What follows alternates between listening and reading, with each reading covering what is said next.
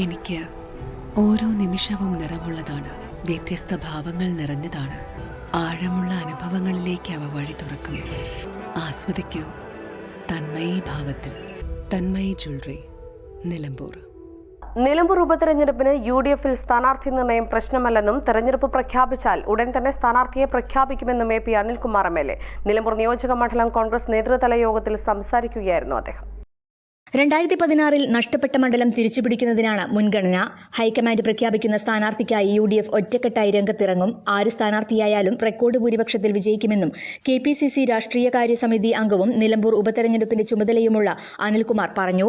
KPCC നൽകുന്ന list പരിശോധിച്ച് ഹൈക്കമാൻഡായിരിക്കും സ്ഥാനാർത്ഥിയെ പ്രഖ്യാപിക്കുക. PV അൻവറുമായുള്ള തെരഞ്ഞെടുപ്പ് കാര്യങ്ങളിൽ പാർട്ടി നേതൃത്വമായിരിക്കും തീരുമാനമെടുക്കുക. LDF ആരെ സ്ഥാനാർത്ഥിയാക്കിയാലും അത് തങ്ങളെ ബാധിക്കുന്ന പ്രശ്നമല്ല. കഴിഞ്ഞ 9 വർഷം നിലമ്പൂരിനെ വികസനത്തിൽ നിന്ന് പിന്നോട്ട് നയിച്ച പിണറായി സർക്കാരുകൾക്ക് എതിരെയായിരിക്കും മുഖ്യമായും തെരഞ്ഞെടുപ്പ് പ്രചരണം നടത്തുകയെന്നും അനിൽകുമാർ പറഞ്ഞു. ഒറ്റ ആകാംക്ഷയുള്ളൂ, ഈ തെരഞ്ഞെടുപ്പിൽ UDF സ്ഥാനാർത്ഥി എത്രയും പെട്ടെന്ന് വിജയിപ്പിക്കാനുള്ള ഒരു ആവേശമാണ് അവരുടെയൊക്കെ മനസ്സിലുള്ളത്. മറ്റു കാര്യങ്ങളൊന്നുമില്ല. അവരാരെ വേണം ഏത് രീതിയിലും വന്നോട്ടെ. LDF ഇവിടെ ഏത് രീതിയിൽ സ്ഥാനാർത്ഥിയെ നിർണയിച്ചു കഴിഞ്ഞാലും അത് ഞങ്ങളെ സംബന്ധിച്ചിടത്തോളം പ്രശ്നമില്ല. ഏത് സ്ഥാനാർത്ഥി വന്നു കഴിഞ്ഞാലും ഞങ്ങളെ സംബന്ധിച്ചിടത്തോളം ഞാൻ പറയുന്നു, UDF-നെ സംബന്ധിച്ചിടത്തോളം നിലമ്പൂരിന്റെ ചരിത്രത്തിലെ ഏറ്റവും വലിയ ഭൂരിപക്ഷമായിരിക്കും ഈ തെരഞ്ഞെടുപ്പിൽ ഞങ്ങൾക്ക് ഉണ്ടാവുക എന്നുള്ള കാര്യത്തിൽ യാതൊരു തർക്കവും വേണ്ട. ഇത് നിയമസഭാ തെരഞ്ഞെടുപ്പ് എന്ന് പറയുമ്പോൾ മണ്ഡലത്തിലെ കാര്യങ്ങളുണ്ട്. അതോടൊപ്പം തന്നെ കേരളത്തിലെ പൊതുവായ ഒരു ഗവൺമെന്റിനെതിരായിട്ടുള്ള ഒരു വിധിയെഴുത്ത് കൂടിയാണ്. സംസ്ഥാന ഗവൺമെന്റിന്റെ രണ്ടാം ഘട്ട പിണറായി വിജയൻ ഗവൺമെന്റ് 9 വർഷം പിന്നിട്ടുണ്ട്. അപ്പൊ ജനങ്ങൾ ഇന്ന് അങ്ങേയറ്റ അസംതൃപ്തരാണ്. ഈ ഗവൺമെന്റിന്റെ കാര്യങ്ങൾക്ക് ആശാ സമരം ഉൾപ്പെടെ അംഗൻവാടി എല്ലാ മേഖലയിലും ആളുകൾ അസംതൃപ്തരാണ്. അപ്പൊ കേരളത്തിലെ ഈ ഒരു ഇലക്ഷൻ എന്ന് പറയുന്നത് കേരള ഗവൺമെന്റിനെതിരെയുള്ള ഒരു ശക്തമായ വിധിയെഴുത്താവും. അതോടൊപ്പം തന്നെ 9 വർഷം ഇവിടെ LDF ആണ് ഉണ്ടായിരുന്നത്. ആ 9 വർഷക്കാലം കൊണ്ട് 9 വർഷം മുമ്പ് അവിടെ ജയിക്കുന്നതിന് മുമ്പ് പറഞ്ഞ ഒരുപാട് കാര്യങ്ങളുണ്ട്. പക്ഷെ അതൊന്നും ഇവിടെ വേണ്ട രീതിയിൽ നടപ്പാക്കാൻ കഴിഞ്ഞിട്ടില്ല.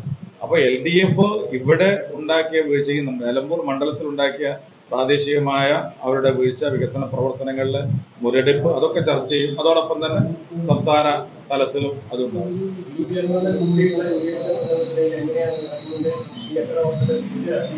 ഞാൻ പറഞ്ഞല്ലോ, PV അൻവറുമായി ബന്ധപ്പെട്ട കാര്യങ്ങളെ കുറിച്ച് നിങ്ങൾ പറയുകയാണോ എന്തൊക്കെയാണെന്നുള്ളത്? ഞങ്ങളെ കാര്യം തീരുമാനിക്കാനുള്ള അവസരം ഞങ്ങൾക്ക് തരണ്ടേ? നിങ്ങൾ തീരുമാനിച്ചു കഴിഞ്ഞാൽ ഞങ്ങൾ അംഗീകരിക്കാൻ പറ്റും. അപ്പോൾ PV അൻവറുമായി ബന്ധപ്പെട്ട കാര്യങ്ങൾ UDF-ന്റെ നേതൃത്വം തീരുമാനിക്കും.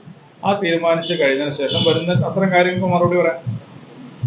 UDF സംസ്ഥാന നേതൃത്വം അത്തരം കാര്യങ്ങൾ ഇതുവരെ പരിശോധിച്ചിട്ടില്ല, പരിഗണിച്ചിട്ടില്ല. അത് പരിഗണിച്ചതിന് ശേഷം നമുക്ക് ആലോചിക്കാം.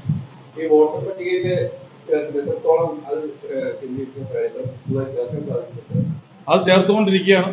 നല്ല രീതിയിലുള്ള അതെ, സ്വാഭാവികം പരമാവധി വോട്ടുകൾ ചേർക്കാനുള്ള നിർദ്ദേശം തെരഞ്ഞെടുപ്പിൽ എല്ലാ വിഭാഗങ്ങളുടെയും വോട്ടുകൾ ലഭിക്കുമെന്നും ആരുടെയും വോട്ടുകൾ വേണ്ടെന്ന് പറയില്ലെന്നും AP അനിൽകുമാർ പറഞ്ഞു.